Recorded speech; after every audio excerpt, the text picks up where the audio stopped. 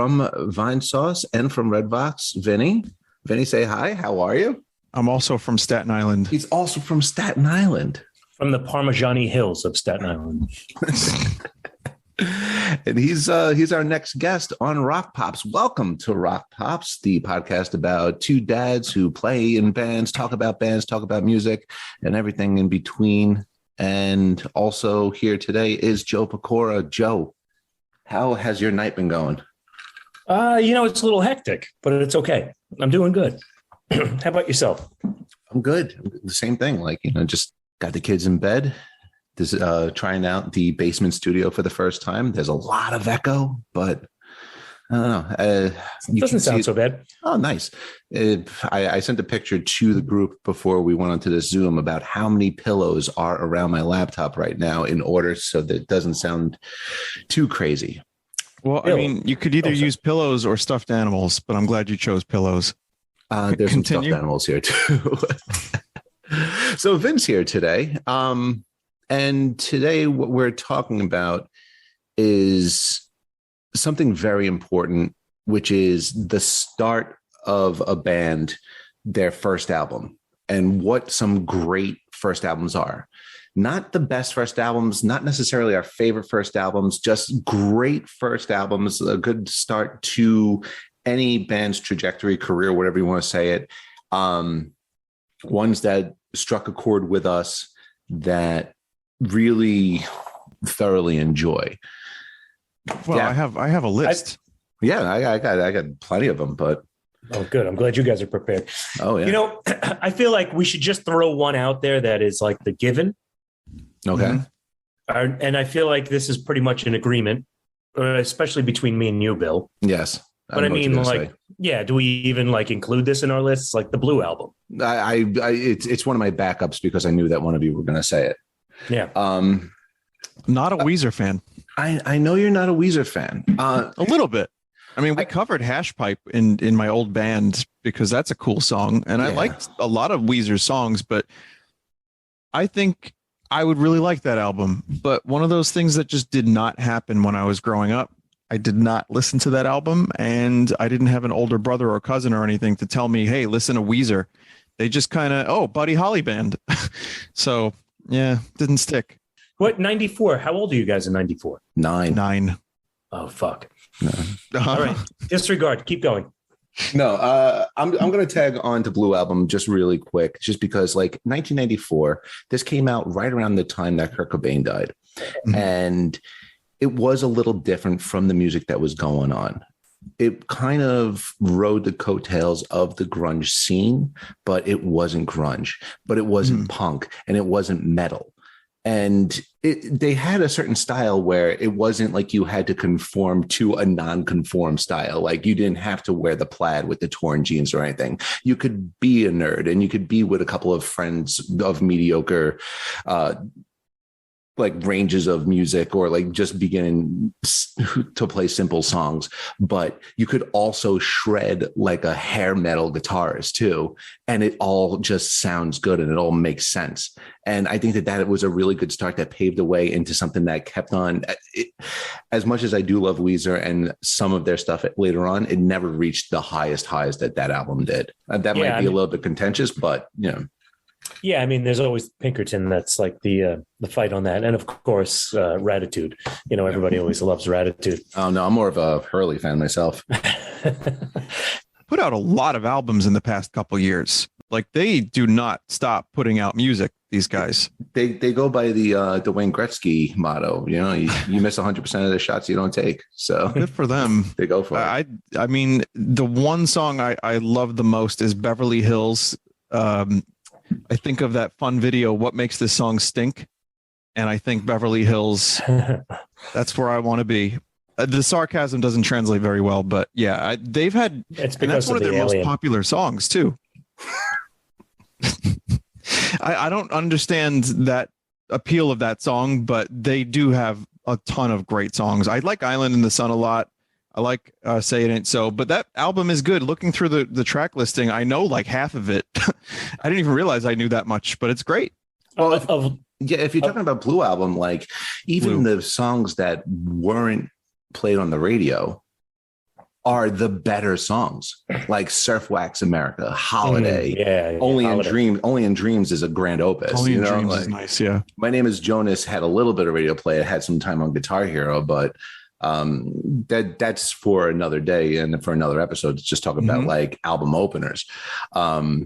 Good to throw that out there right at the start, just because like it is one of the things of like an introduction to a band, and it's like, okay, awesome, where do we go from here? And then just, don't stick the landing afterwards. But again, no, Pinkerton is a very exceptional album, but it is it wasn't commercially successful. A lot of people didn't gravitate towards it, right? No, not immediately, no, but it became like a cult like favorite. I think Weezer would be like a really great subject on its own. Yeah. Like we should have one episode that's just about Weezer. Maybe we get Mr. Jost involved. No, absolutely. I think that's already on the docket. Yeah. But I mean, this was a little bit of a cold open just because, we are excited to do Zoom today. So just a little house cleaning. Like I said before, welcome to Rock Pops. I'm Bill Gagliardi. We have Vinny from Vinesauce and Red Vox here and Staten Island. Joe Pecor is here. If you have any comments or any ideas or just want to send us a quick hello, we've been getting emails over at rockpopspod@gmail.com. And you guys have been great with that. You can subscribe to us on Twitter at rockpopspod. And also, Joe, we have a Spotify playlist now. So cool. Songs that we mention on the show so we don't get claimed, we're going to throw on that Spotify list. So if you hear something that you've never heard before that we mentioned, go check it out. We're going to have everything on there. And it's like a good discovery playlist. Yeah, I'll just put the whole playlist of the Rockabye Baby albums. Yeah. All of the, so the Cure Rockabye Baby is pretty great. Well, you mentioned that one from Black Sabbath. Oh, yeah. Planet Caravan is like amazing. Yes, that one is on the playlist as of now. But yeah, throw on whatever on that. But yes, so what we just talked about was the first album from Weezer, their 1994 self-titled or Blue album. And we are talking about bands or artists' first albums and great first albums, some things that really are the prelude to things to come for the rest of their career, or maybe they topped out at that and never matched it. It could be anything that anybody feels, but I have one. Yeah, absolutely, go for it. I have a couple, but I think the first Cars album is like perfect. That album is just all hits. Yeah, it's just called The Cars. Yeah, it's pretty freaking awesome. Excellent album. It's what just what I needed. Roll, yes. Best friend's girl. Just what I needed. You're All I've Got Tonight. Bye Bye Love. Moving in Stereo. All mixed up. And those are just the singles. There's two other ones on there too, but it's just great first album. The band immediately is like almost fully formed. You get who they are, what they're about, and then just single after single after single. It's great. Love that album. I agree with that because honestly, I can't really think of any other Cars album. Really? Candy-O is my second favorite. Candy-O is great. Was it Panorama? Panorama is pretty cool. Yeah. But that is the one. I mean, that's the main album that most, and then Shake It Up, Shake It Up. That album is cool. It's got Since You're Gone. I mean, they've had great singles throughout a number of their albums, but the first one is just unbelievable. Yeah, and even absolutely. I'll even say that even like the non-hit albums are still pretty damn cool. They're just great songwriters. You had like 3 really great songwriters in one band and really like nailing it. What album was Drive on? I think that might have been a later one. Yeah, it came out in '84. So I think it's Panorama. But I mean, as for a collection of hits or like just like even like identifiable or like recognizable songs, Heartbeat City. Yeah. Oh, Heartbeat City. That's the one. That was actually like that was actually their biggest, most commercial one. Because I remember back in the when it came out, that was like the thing. That was like that and like Billy Idol were like the thing on MTV at the moment. Oh, cool. Now it's Billy Eyelash. William Eyelashes. All right, I got to take Billie Eilish's album off of my list then, if we're going to say that about it.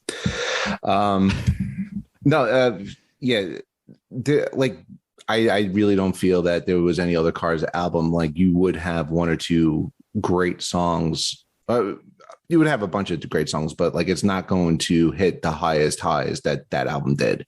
Agreed. Good stuff, but that album was just a smash right out the gate. So I would say that's my first pick. But you know, I have others that are also. I'll let you guys tell a couple, but I have a couple other good ones. Cool. Joe, you got one, or you want me to go? Yeah, right. You go. Okay, I'm going to go out of left field first. And what I'm going to say is Lady Gaga, The Fame, with also The Fame Monster. It's kind of the supplemental, like 5 or 6 song EP afterwards. And I know that, you know, you and I are, all three of us are rock musicians, but when this came out back in 2008, it exploded onto the scene. And it pretty, just like the Cars, you don't have an album from this highly successful artist who now has an Oscar, who worked with Tony Bennett, who is respected in her own right. Who's on the Top Gun Maverick soundtrack. Who does multiple stuff on the Top Gun Maverick soundtrack. Like just keeps on reinventing herself and is like a pop music icon right now. But just like the Cars, hasn't reached the highest highs, even though the rest of it has been great albums. But that first album, you have Poker Face, you have Paparazzi, you have, even on the Fame Monster, Bad Romance, like all these number one hits. You have Just Dance, which a whole Nintendo Wii video game franchise has been based off of. Every album after that, like my son Peter was born to Chromatica, which was the last album, just because it's a party. But Chromatica, Joanne, Born This Way, Art Pop, all have good moments in it, but it's not the same impact as the Fame was. And why did I bring this up first is because I feel like, especially back in 2008, I crossed the threshold of music maturity. And what I mean by that is prior to that year, or prior to like this album, I hated a lot of music. And it was just like part of my identity where it's like, my music is good, everybody else's music is shit. I remember like one time, like I accidentally dropped one of my ex-girlfriend's, like My Chemical Romance CDs out of her car because I was like, oh, you know, pretending like to throw it out. It was a dick move and I wholeheartedly apologize for it. But now I'm like, oh, you know what? They have some good stuff. Or, you know, I hated pop punk when I was a kid. And now it's like something like that. And now there's much worse stuff available. Now there's much worse stuff available. And you know what? There's things that I really do enjoy. Yeah. And listening to that album at first, you know, at the time, what was I, 23? And was like, oh shit, this is really, really good. And it like kind of like was my doorway into recent pop music. And I still think it's a new album, even though it's like 15 years old. Yeah.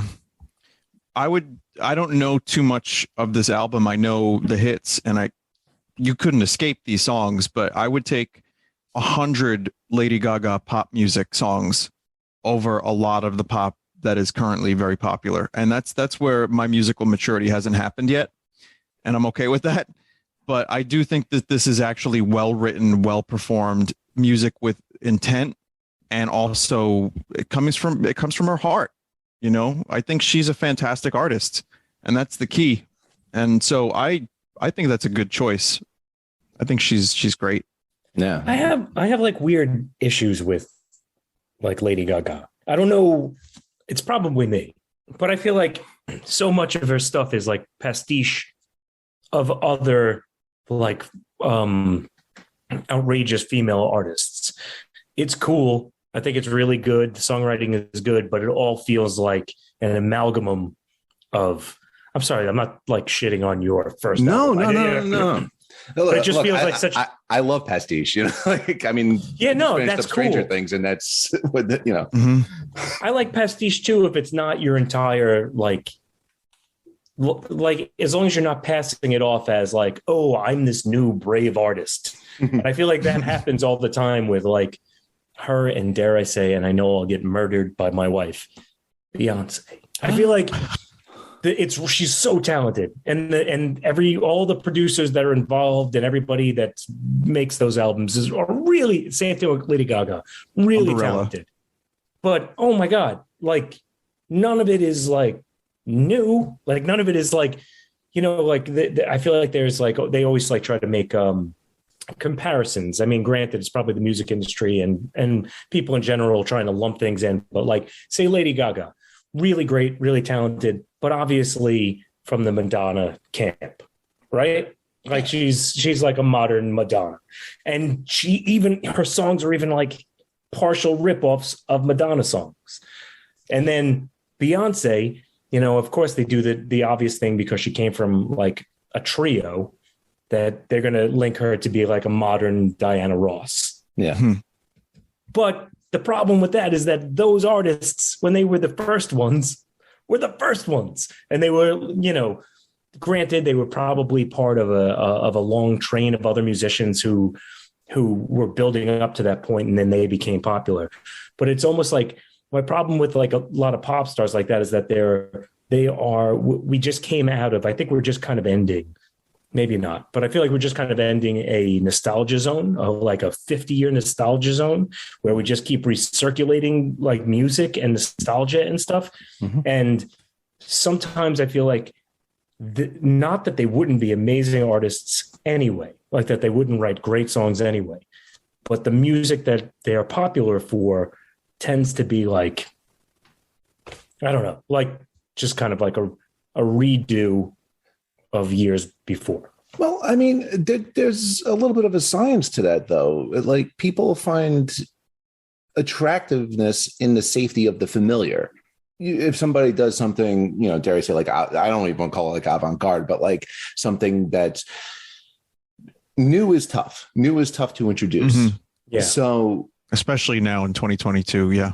Exactly. So to do something where it's like, oh, this is Madonna back when Madonna was like in her prime, and you could even see like some of her videos were very like were like kind of like Madonna analogs, but now you have that, and it's just the introduction. It's like, here's the familiar, and then now here's my turn on it. It's like doing a cover song but making it your own, just a little bit more to it.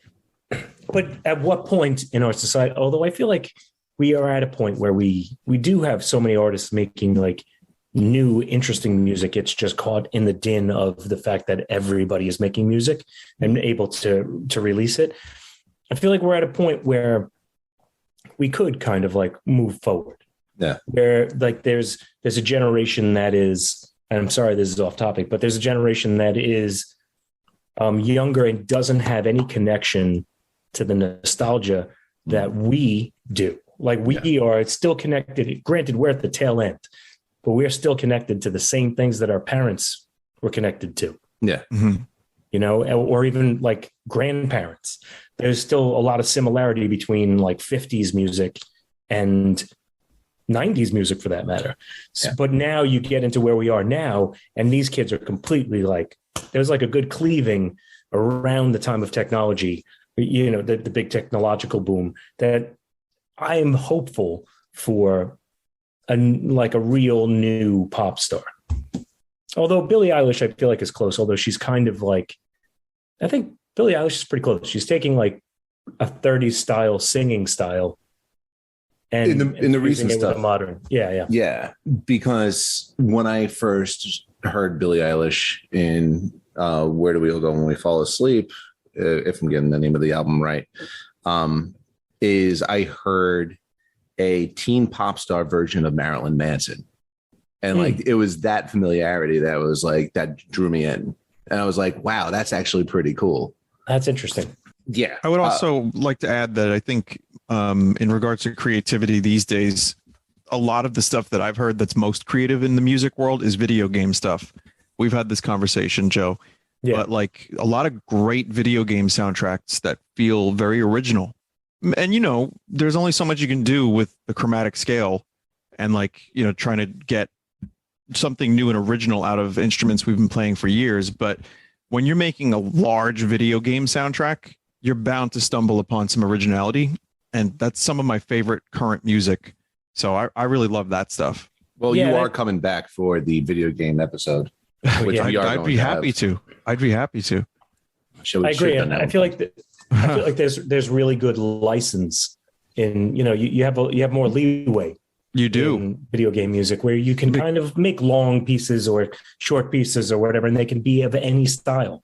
That's right. And you can imagine someone's going to be playing the whole game for the most part. So you can make a soundtrack of 20 songs and 3 or 4 of them can be completely left field.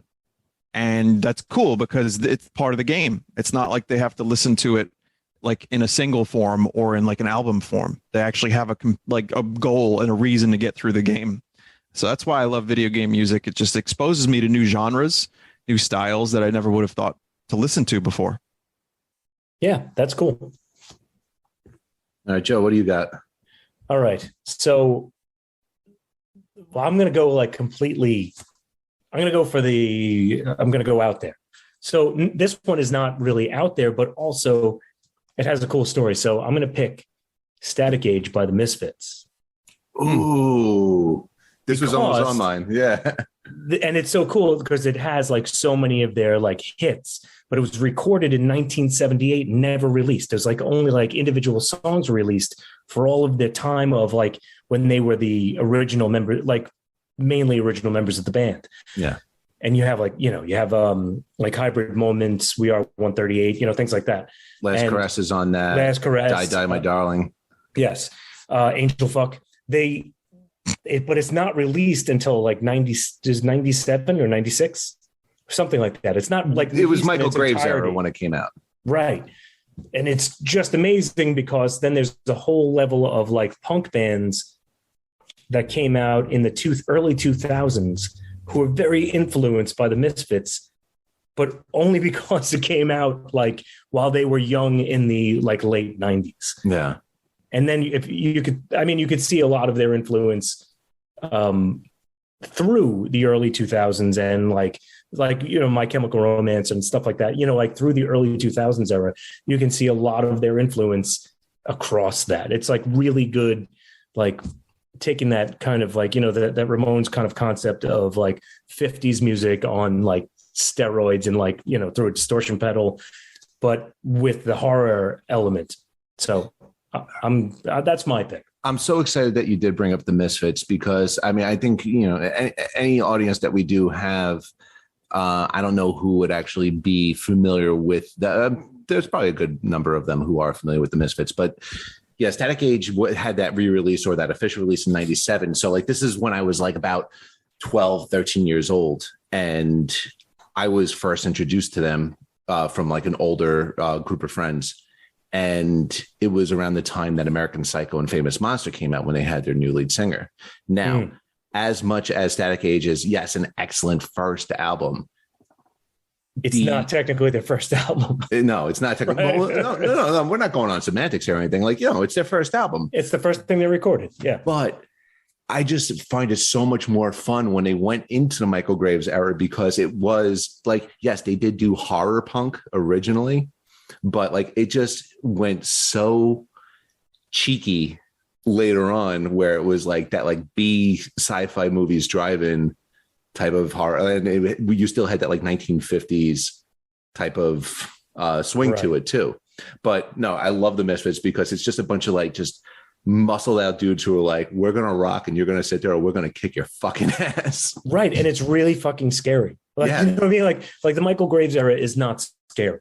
Yeah. But like there's something that still to this day, even though he's probably 60 something years old, like there is something still scary about Glenn Danzig. I don't want to fuck with Glenn Danzig. Mm-hmm. No, absolutely not. Like, and that was the thing. Like you had at the time, people like the Sex Pistols and the Ramones coming out and it's, these guys could probably kick my ass, but I could probably win in a fight. Like, we're talking about like a disco guy or something like that who would want to stand toe to toe with them. Misfits come on scene. They're like, oh shit, never mind. But, and not only that, but the songs in Static Age are a threat, they're like, they are like, it's like not only Glenn Danzig, Jerry Only's a big dude too, so it's sure, like, man, these guys are absolute units. But like their physicality, their whole image do reflect in the music. And the music, like as much as like punk was angry, they were angrier.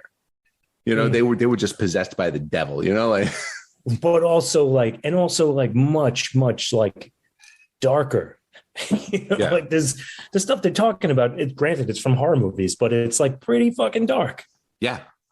Yeah. I mean, I'm not going to quote anything, but I am very excited to put that on the playlist. So again, I'm plugging the playlist. Go onto the playlist, check out the Misfits if you haven't heard any, especially older stuff. Well, I'll throw a couple of Static Age songs on there. Yeah, that would be me. I don't actually know Misfits aside from I know Danzig. I know some songs, but that would be the one I would check out if it's got all the good stuff on it. Yeah, I think you would really dig the melodies.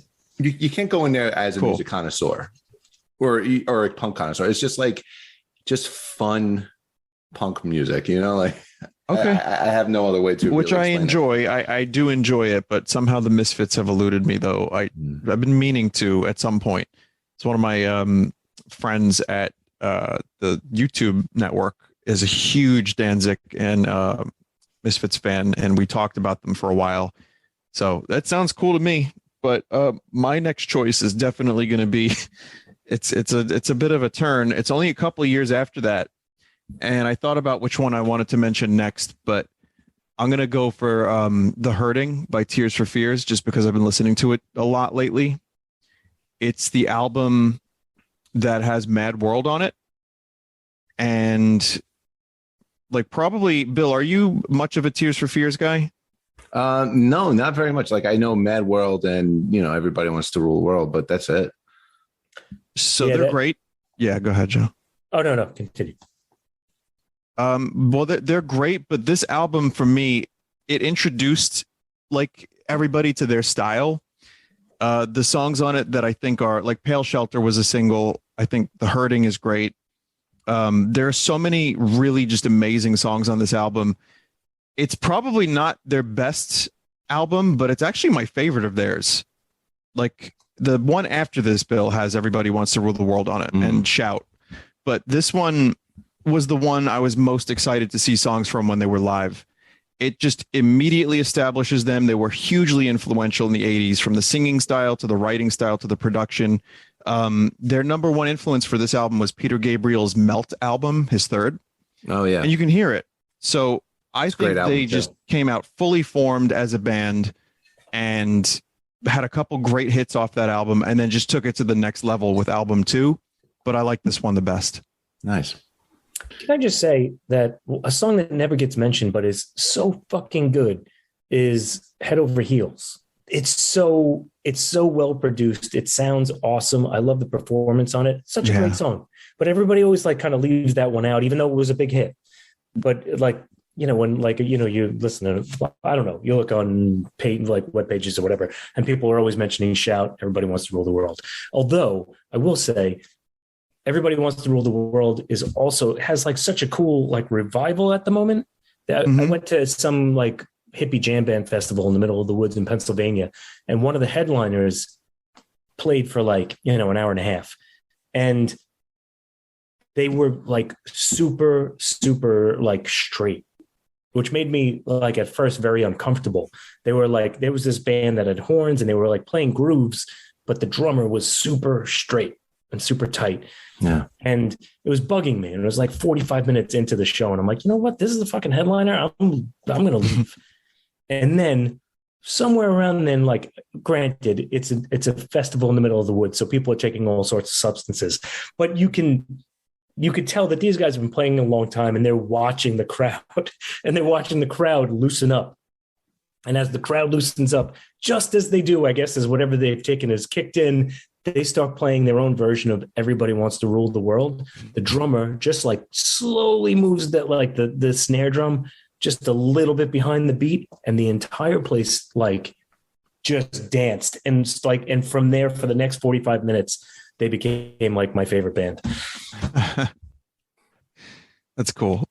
So total aside. I really don't have much knowledge of Tears for Fears. I know they just came out with a new album too, right? It's one of their best too. Yeah. Wow. See, like really that's great. Yeah. That's another episode I want to do when people come back after a long hiatus and come out with an actual good album. Yeah. And like, don't try to catch the lightning in the bottle that they used to have and actually come out with something like really, That is Tears for Fears. They did it. I really think they did it. But I guess to put a cap on it, that first album is a fantastic introduction to the band. Solid songs, some of their best right out the gate. You know, like the whole idea of it, the sophomore slump, right? You have how many years to write your first album, and then maybe a year after you get signed to write your second. Tears for Fears were able to do it, but that first album is just phenomenal, and it is one of my current favorite albums at the moment, and I couldn't leave it off the list.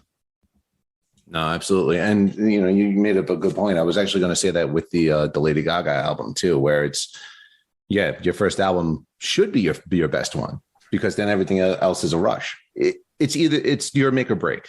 That sophomore album is either you struck gold and you want to try to do it again, or you evolve and you find out what was good from the last one and you make it even better, and you actually have something that's good. It's The Empire Strikes Back. It is. But let's take a quick break, because the next one that I'm going to say is probably going to be a long conversation. Rock Pops is taking a quick break. Welcome back to Rock Pops. We are back from the break, our very first break ever. That was great. Did anybody pee? I did not. No. I apologize. No, me neither. I can go pee right now if you need me to. I mean, if you like, want I'm a big boy. I'll just bring the mic with me. You always take an opportunity to pee. You gotta, which I did not, because I'm in the basement and it's 2 flights of stairs. And come on, who's got the time? Phil, it's your house. You can piss in the corner. You know what's funny? Where I'm That's sitting, pee in the corner. Sorry. Freedom. Actually, where I'm sitting right now used to be a bathroom. So anyway, brag. So the next, it is my turn, I think, right? It is, yes. Billy has something to say. Okay. And also, I'm rushing to do this one because I feel like one of you will have this. But Surfer Rosa by the Pixies. That was on mine. Okay, so let's talk about, the first couple of pre-breakup Pixies albums are excellent. You know, you have Surfer Rosa, you have Doolittle, you have Trump de Monde, you have Bossa Nova, right? But Surfer Rosa, just again, like, I'm going to say the word by the numbers so much in this episode, but you got Bone Machine, Break My Body, Gigantic, Something Against You, Where Is My Mind? And yes, I know there was a whole generation of people who didn't pay attention to the Pixies until Fight Club. Mm-hmm. And this is where that song was released. You got to think of, like, right before the Pixies came onto the scene. I'm so glad, Joe, you were talking about the Misfits, because it's like you were in the 70s and early 80s. Like, where was music going at the time?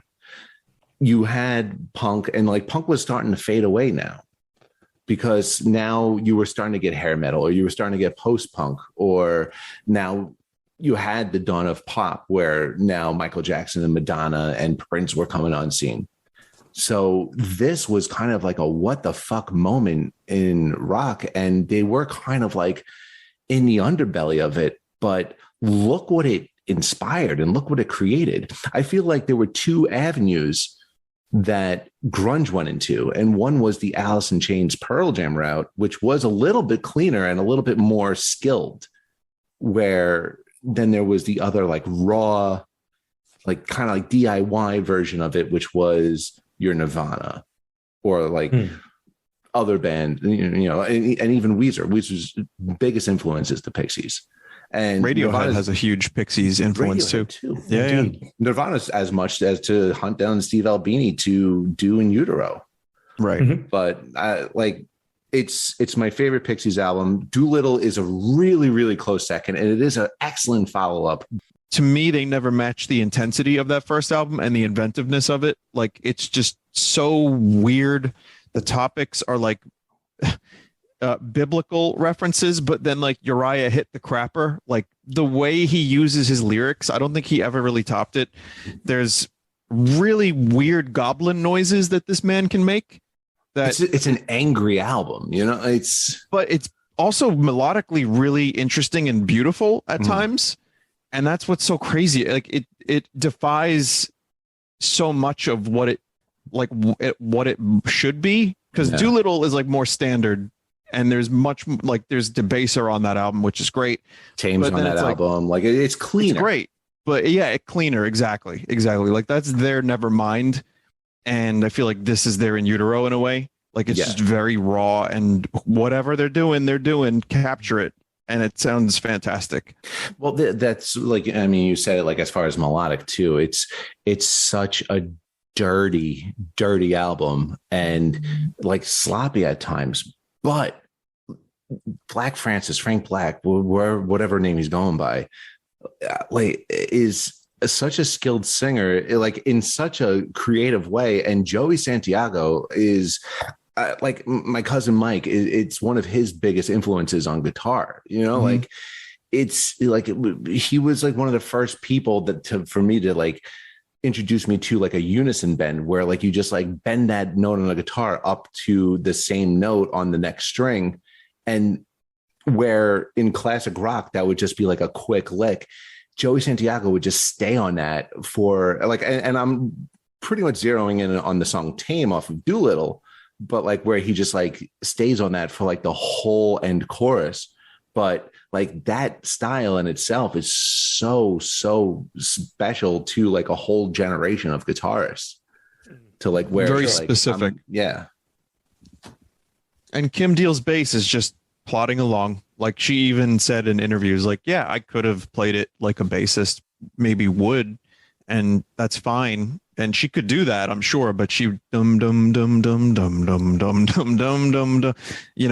It really works for that band for some reason.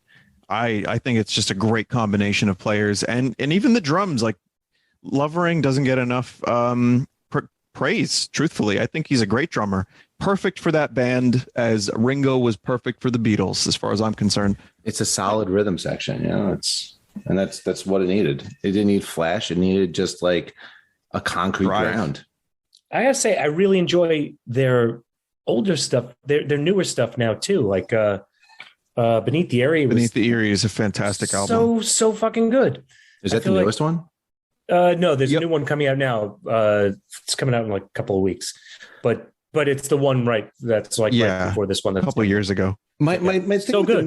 My thing with the newer albums is like, because I kind of stopped after, I think it was Indie Cindy, right? Head Carrier was the first one. Yeah, those aren't amazing, but Beneath the Eyrie is genuinely great. The way that I heard it was like, here's a band that inspired so many bands, and now they're inspired by those bands. They're now adapting from or adopting stuff from. That's a hard thing to avoid when you're that influential, I think. I know. And then as Frank changed as a person and a writer.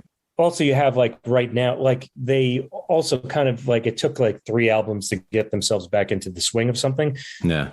At this point. And also they have Paz, I can't remember her last name. Lynn Chanton. Yeah, she's been in like a bunch of stuff. She was on Smashing Pumpkins, and I think she was in Hole too, right? She was Circle.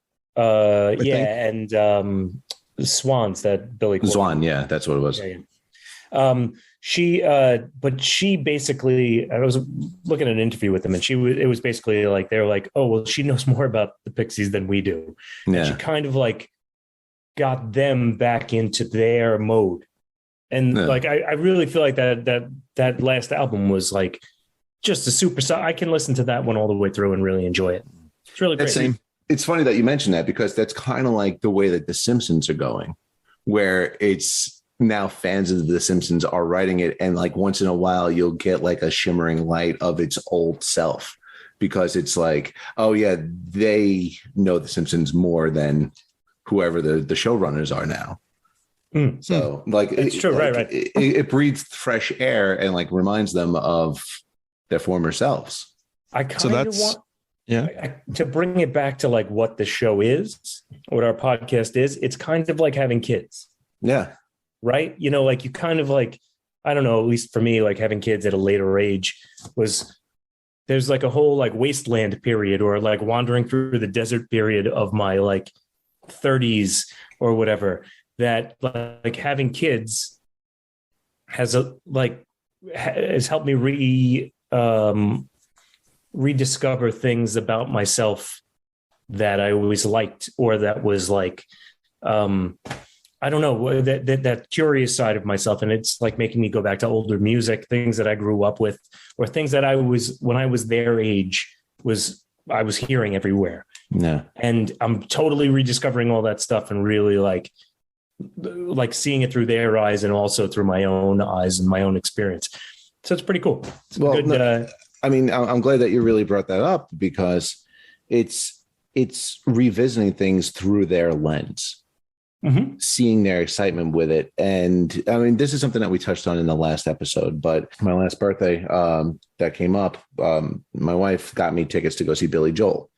Now, I wasn't a tremendous Billy Joel fan. You know, it was just like, hey, you're a piano player. He plays the Garden all the time. Like, this is kind of like a once in a lifetime type of show. You should go see it. The show was excellent. That's besides the point. I don't know if it was Janine, my mother-in-law, or just, but somebody showed him Moving Out. And every day now it's played over and over and over again. And he is going down a Billy Joel rabbit hole. Like, great song. Like, not only that, but like he's playing stuff from Innocent Man now, and that's his worst album. But anyway, that's where like Step Brothers made fun of the 80s Joel. Like, it's got Keeping the Faith and like all like the other like doo-wop stuff on it. But like he pulled out 52nd Street today. He pulled out he's like Glass Houses, like all these songs. That's a great one. From like, growing up being a piano player, I was a huge Ben Folds fan, which everybody's like either Billy Joel and John. And I was like, fuck them both. Like, it was always like the Billy Joel fan base always turned me off from it. But now, like what Joe said, it's like now I'm revisiting something that I fought so much against, which it's a little different from what you said, but like, and seeing how excited he is for it. And not only am I enjoying it now and like kind of doing a deep dive on Billy Joel, but I'm actually going back and sitting down on the piano. And again, another thing that we talked about last week, unless if your kids are involved with it, they will not let you play in the house. Right. But like, he's sitting there and he's like, I'm playing Moving Out on the piano. I'm playing Piano Man on the piano, which is cliche. But like, and now I'm like trying to like, hammer out Angry Young Man or like any of like the harder songs. And it's like, I'm starting to like rebuild the chops that I had back in college. And, so like, I'm really grateful that like my son now is like entering this like obsessive music point in his life. But I kind of went a little off topic. No, man, that's cool. Yeah. I mean, that's the name of the podcast. So I feel like that's very on topic. We have to bring the kids up every episode. You got to relate it back to, it's for the children, like Wu-Tang. Well, that's you can see I have my alien has a son. So that's as much as I can really relate to. So Uncle Chad. Look at that but through my alien, I've discovered other great first albums from different bands. So for my second, there you go. That's my segue. My second, I'm going to go like a band that probably most people have not heard of, but I just rediscovered them recently. I forgot that I even liked them. And it was like maybe like 2 weeks ago. I was like, oh, right. I forgot about this band. It's a band called Ambulance LTD. I've heard of them, but I can't think of any song. So they came out at I'm going to say like 2005, 2006 or whatever, or I don't know, might have even been earlier than that. And myself, Tim Boylan and Yuhei Yamanaka from Happy Anarchy, somehow, I don't know, one of us had that song and had one of their songs, and we were like, oh my God, this is fucking great. And so the story, though, the thing about them, the reason why I pick it is because their album, they were like, especially in this early time period, were only putting out singles, which was kind of early for this concept. They were putting out singles in the very beginning. And they had like 3 or 4 that were just like floating around wherever you could find them. And they were so good. There was one called Sugar Pill, which was really great. I'm trying to think of other ones. You know what? I'm going to look it up. But whatever. So the cool thing about them was they had, when they did finally put their album out, the band had broken up for the most part. So like me and Yuhei were like, oh, they're playing Bowery Ballroom. Let's go. It's going to be fucking awesome. And we got there And the only person left in the band was the lead singer. Everybody else was different. And it was just kind of like lame. And what happened was, I found out later, was that they just all were like, or at least the two main songwriters were incredibly like up their own asses and just fought all the time. And like, who had, like, well, I'm writing all the great songs. And they were seeing kids and, the Lower East Side of Manhattan at that time. And they just made these great songs, but weren't able to like keep themselves together enough. One of the guys ended up, you ever heard of the band Dirty Projectors? No. So Dirty Projectors was another like band that like, it's very like kind of like pop avant-garde kind of stuff. Yeah. But also, so that lead singer of that was the other guy, the other main songwriter in Ambulance LTD, and he is also up his own ass, and like just they're very pretentious. You read interviews with them and it's just like, okay, get over it. I get it. Like just keep writing that kick-ass music. You don't have to do that like aloof artist thing. Just you want this interview as much as the person asking you, probably more so. That like really self-deprecating, like just like no, where they fuck with the interviewer. Yeah, and it's like they're fucking with an interviewer of like a small like internet magazine.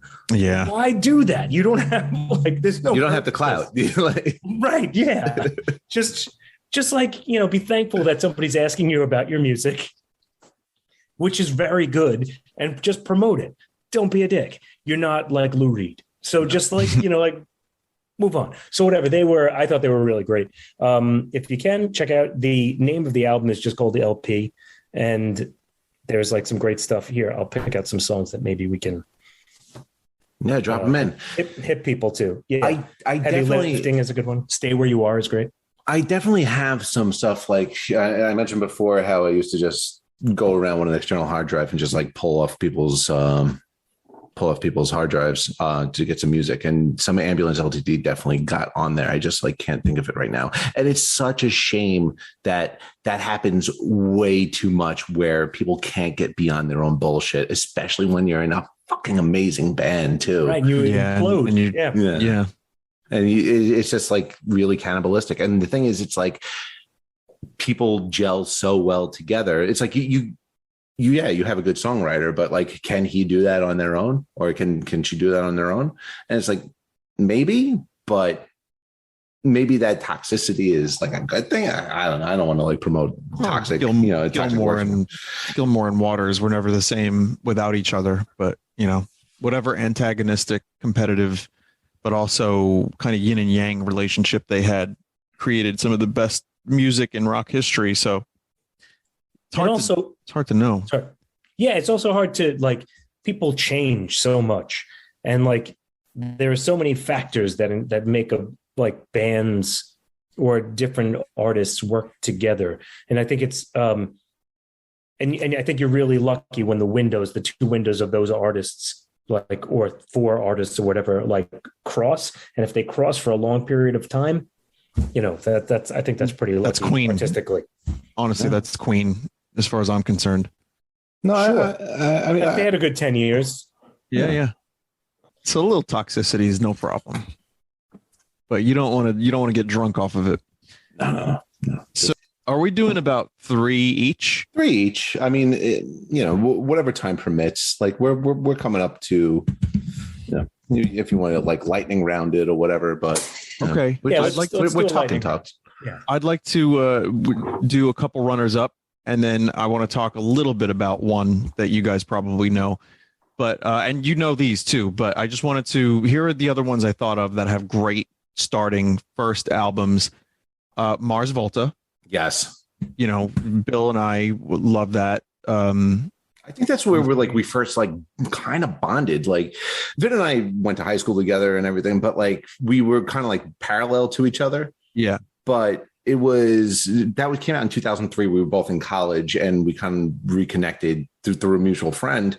Yeah. And it was around the time that The Lousy and the Comatorian came out, and both of us were like, holy shit, this fucking album. But I don't know, I think was that one of your albums? the Mute too. Yeah. But yeah, no, I think that's one of the best debut albums that they never really quite lived up to, even though I like Francis a little bit more. So that's a great one. Yeah. Murmur by REM is an amazing first album. Yeah. It won them some like awards in magazines. So that got them like kind of popular right out the gate. Right. Still really great to go back and listen to. And then I had to choose between these two of which one to discuss. So I'm just going to say Led Zeppelin have a great starting album. Sure. I mean, that's just obvious. If you know rock music, Led Zeppelin 1 is incredible. It still holds up. Good Times, Bad Times. Great song. There's so many good ones on that. But the album I want to talk about for a minute is Oasis, actually. Definitely Maybe. Yes. 100%. I mean, to me, that is still probably, I love What's the Story, Morning Glory, but that is like, that just immediately took a bunch of guys who had never really been a band for that long. They did a show, they did a couple shows, and then someone saw them, they got signed, they put out this album, immediate rocket ship superstardom, and then they were able to they had to follow that up, and they did. But just an incredible first album, whether or not you love Oasis. You have Live Forever on there, you got Supersonic, Slide Away. There's just a million, well, not a million, there's like 10, but there's like 10 really great songs on that album. Is so She's I love Electric it. on that one? No, that's What's the Story. All right. But Cigarettes and Alcohol's on it. Yeah, so Shaker Maker, Live Forever, and Supersonic are the two big ones, though. And I think it's just an amazing debut album, not a bad song on it. And they immediately, as Blur, like Damon Albarn once said later on, like, who do you think won the war of Britpop bands? And Damon was like, well, I think Oasis were much better at communicating who they were. And that's something that is immediate right out the gate. It's almost a guilty pleasure band at this point to say you like Oasis, but they were fucking huge, especially in England. Yeah. And that first album is still to this day one of my favorites to go back and listen to and like listen to loud. Yeah. I mean, and you introduced me to the Noel Gallagher's High Flying Birds too. So like, you know, that's more of the, like you graduated from Oasis. Yeah. But like, it's like you graduated from Oasis because like you said, like, it's like kind of like an embarrassing to say that you like it now. Yeah. But no, and you got to think of it at the time too. I was watching a whole documentary on Netflix about like the whole like Britpop war. Mm-hmm. And like it was always between those two bands, Blur and Oasis. And but as great as Blur was in the UK, Oasis just had the stronghold over here. They weren't even huge over here as much as they were in England, but they had more hits. They were more well known. Yeah.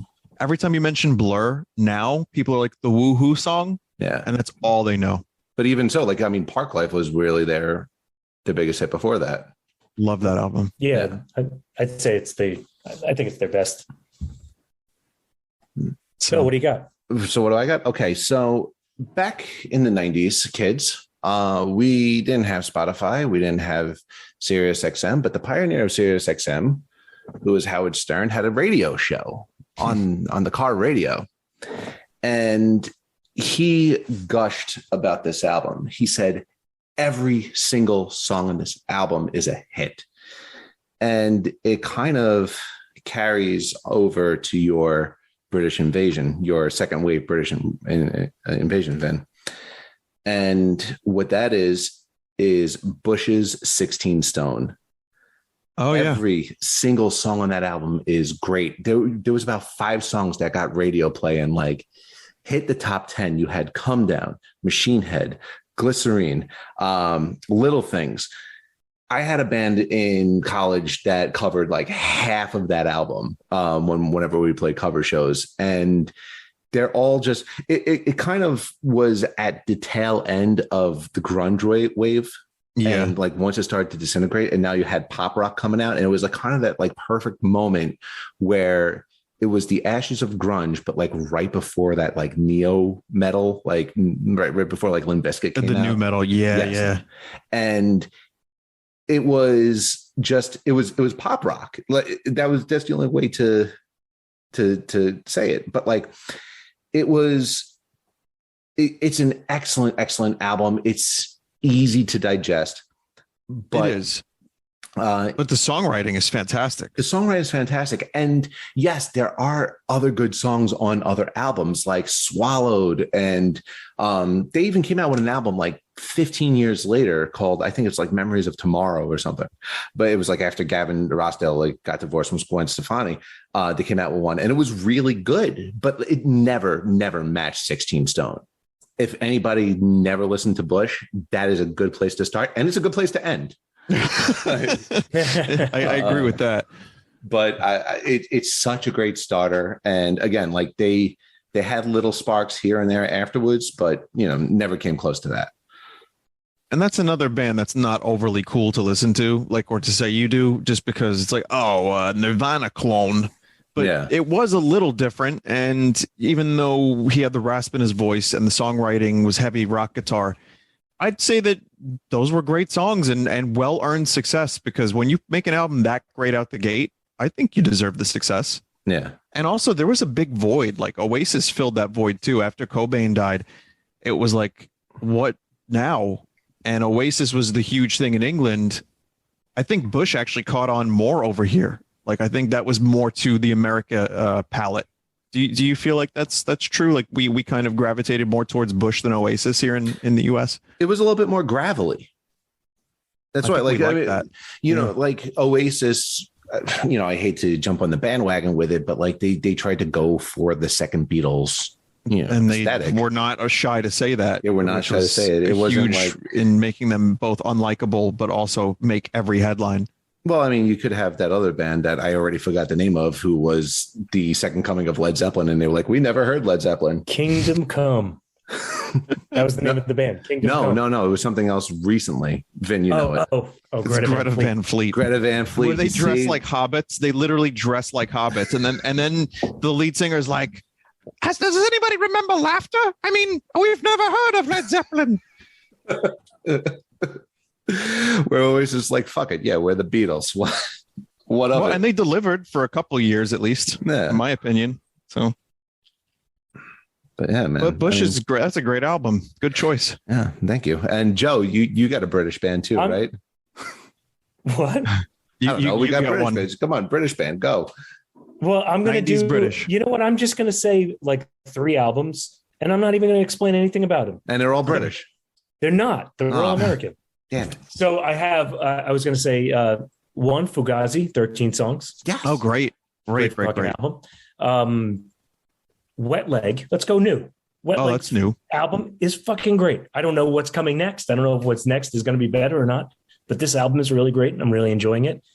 And I have to say, because I was 17 when it came out, I was just graduating high school. It was perfect. Pearl Jam 10. It's a great album.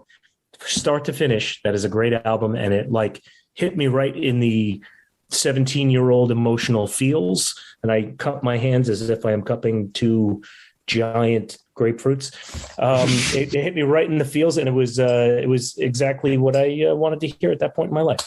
Well, we're going to still want to hear that album from time to time. You mentioned that album. You mentioned it like 2 episodes ago, and I revisited it. Yeah. It's, that's that other side of grunge that I was talking about, that cleaner, like the more skilled type of grunge. And this is actually going to segue into our next episode, which is the track Ones, where it's like they came out onto scene and like the first song on that is Once, right? Mm-hmm. Is that like, and like, it's just this like explosion. And then like, what else? Like you got that, you have Even Flow, you have Jeremy, you have Alive, you have Porch Black. Yeah. Like it's so many iconic songs, so many like where like a whole generation of musicians, or not even musicians, just like music connoisseurs. Like I know people who go on their vacation just to follow a Pearl Jam tour. I'm not one of those people. Me too. I'm aware of those. I'm not. I don't do that, but I'm aware of people that do that. Yeah, there's still this album cemented them. Yeah, it's all it took. Just the one. Yeah. They got plenty of other great songs, plenty of the great albums, sure, but god damn, this album is amazing. It gave them enough clout to just keep on going. But all right. Well, Vin, thank you so much for coming on. You could catch Vin on Vinesauce. Yeah, on Twitch. But Thanks, please throw your plugs on. There's no plugs I think needed. we're getting more plugs from you than you. I'm fine. But I will say I really appreciate it. You guys are doing really cool stuff here. And I hope people will check out the back catalog. And thank you, Bill. I appreciate it. If you do want to listen, check out our collective music, Red Vox. I do enjoy a good Red Vox tune from time to time. Right on, man. Absolutely. And the Red Vox episode will come in probably like 3 seasons. Oh, yeah. Just send an email to us over at rockpopspod@gmail.com or send us a tweet over at rockpopspod. And I just realized that trees don't have teeth. Thank God they don't. Yeah, because they're all bark and no bite.